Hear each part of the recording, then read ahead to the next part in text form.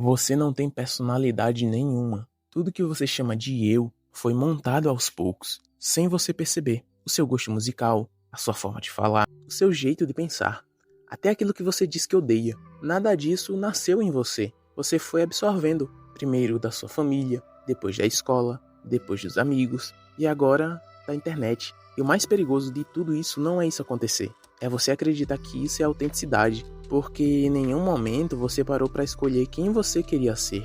Você só foi se tornando como uma massa sendo moldada pelo ambiente, e quanto mais você vive assim, mais essa construção parece natural. Você começa a defender ideias que nunca questionou, repetir opiniões que nunca analisou, agir de formas que você nem sabe de onde vieram, e ainda chama isso de personalidade? Mas deixa eu te fazer uma pergunta simples. Se você tivesse nascido em outro país, com outra família, outra cultura e outro contexto, você seria a mesma pessoa?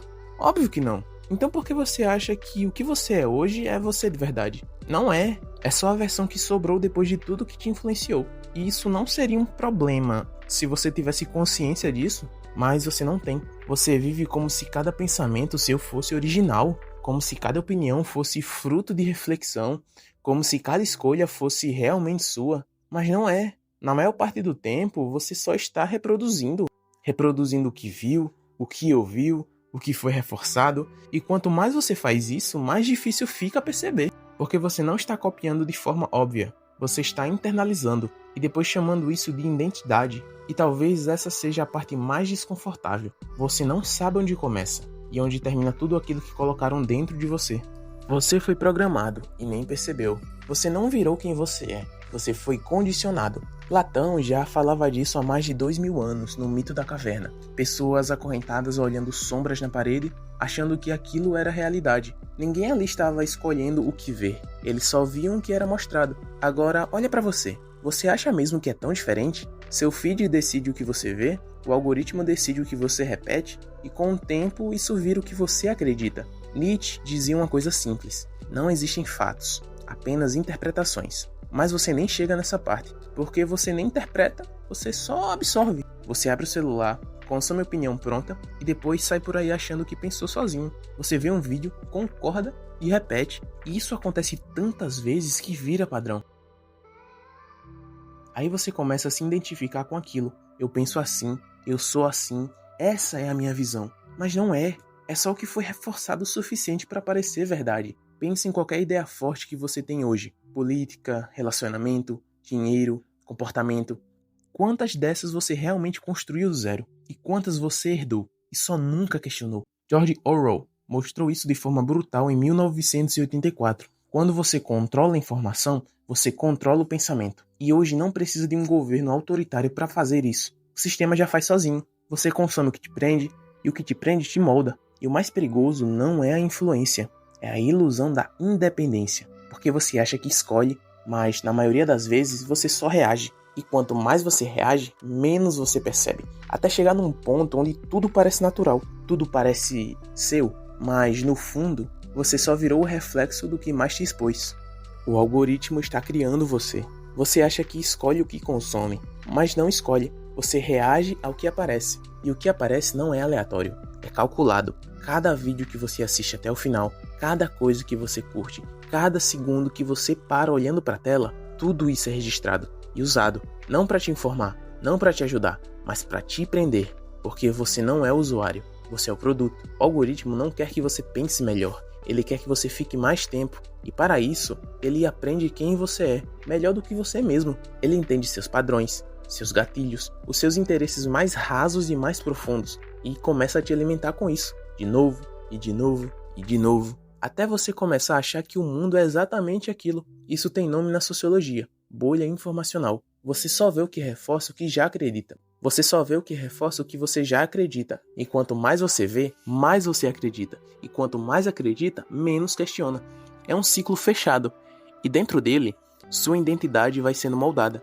Sem esforço, sem percepção e sem resistência. Você começa a gostar do que aparece mais, a concordar com o que você vê com frequência, a rejeitar o que é diferente. E tudo isso parece natural, mas não é, é induzido. Tem um documento chamado O Dilema das Redes, e ele mostra exatamente isso. As plataformas não estão competindo pela sua atenção, estão competindo pelo controle do seu comportamento. E quando você entende isso, uma coisa fica desconfortavelmente clara. Você não está descobrindo quem você é. Você está sendo treinado a pensar de um jeito, a reagir de um jeito, a desejar coisas específicas. E o pior, você coopera com isso. Você volta, você consome, você reforça e depois ainda diz, essa é minha opinião, mas não é. É só a versão de você que o algoritmo conseguiu construir. E quanto mais tempo você passa dentro disso, menos você percebe que está sendo moldado. As opiniões que nunca foram suas. Você defende ideias como se fossem suas, com convicção, com emoção, às vezes até com raiva, mas quase nunca com consciência, porque a maioria das suas opiniões você nunca construiu, você herdou. Da sua família, do ambiente onde você cresceu, das pessoas com quem convive e principalmente do que você consome todos os dias. E o mais perigoso não é ter opiniões herdadas, é nunca ter questionado nenhuma delas. Sócrates, lá na Grécia Antiga, foi condenado à morte por fazer perguntas. Perguntas simples. Por que você acredita nisso? De onde vem essa ideia? Isso é realmente verdade ou só parece? E as pessoas odiavam isso, porque questionar dói. Questionar desmonta certezas. Questionar tira o chão. E é exatamente por isso que você evita. Você prefere defender uma ideia do que investigar se ela faz sentido. Porque investigar pode te obrigar a admitir que você está errado. E ninguém gosta disso. Então você faz o mais fácil. Só repete. Repete argumentos que já ouviu. Repete frases prontas. Repete opiniões que parecem inteligentes, sem perceber que está só ecoando. Tem uma frase atribuída a Schopenhauer que resume muito bem isso. A maioria das pessoas não quer pensar, quer ter opiniões. E hoje isso ficou ainda mais evidente. Você vê um vídeo de 30 segundos e já sai com opinião formada sobre política, sobre comportamento, sobre o mundo, sem estudo, sem reflexão, sem profundidade, só a sua própria reação. E quanto mais você faz isso, mais você se apega, porque a sua identidade começa a se misturar com essas ideias. Você não defende mais a sua opinião, você defende você, e qualquer coisa que contradiga isso vira ataque. Aí entra a dissonância cognitiva. Quando você encontra algo que contraria o que você acredita, em vez de analisar, você só rejeita, ignora, ridiculariza ou simplesmente evita. Não porque está certo, mas porque é mais confortável. E assim você continua e continua, cercado de ideias que parecem suas, mas nunca foram. Vivendo dentro de uma estrutura de pensamentos que você nunca escolheu, e talvez o mais desconfortável seja perceber isso. Você não tem convicções, você tem repetições bem ensaiadas. O medo de pensar por conta própria. Você não evita pensar por conta própria porque não consegue.